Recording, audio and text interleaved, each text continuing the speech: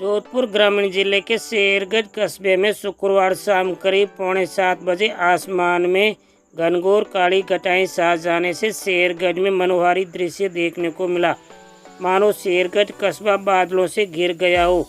इस दौरान आसमान में बड़ी संख्या में पक्षी इधर उधर उड़ रहे थे तथा मेघ गरज रहे थे। शाम करीब 7 बजे शेरगंज में रिमझिम बारिश शुरू हुई। उसके बाद शाम करीब 7 बजे मूसलाधार बारिश होने लगी। करीब आधा घंटे तक हुई तेज बारिश के दौरान मकानों की परनालों से व सड़कों पर पानी बहने लगा। दूसरी तरफ शाम के समय भूंगरा आदि गांवों में भी बरसात हुई है। बारिश के दौरान दिन भर की उमस व गर्मी से राहत मिली है। पत्रकार जेपी गोयल, शेरगंज की लाइव रिपोर्ट। अपने सर्किल शेरगंज की ताज़ा खबर देखने के लिए Baba Ramdev superfast news channel को सब्सक्राइब, लाइक व शेयर करें ताकि जब भी बनती है नई खबर सबसे पहले आपको मिल सके लाइव ताज़ा खबर।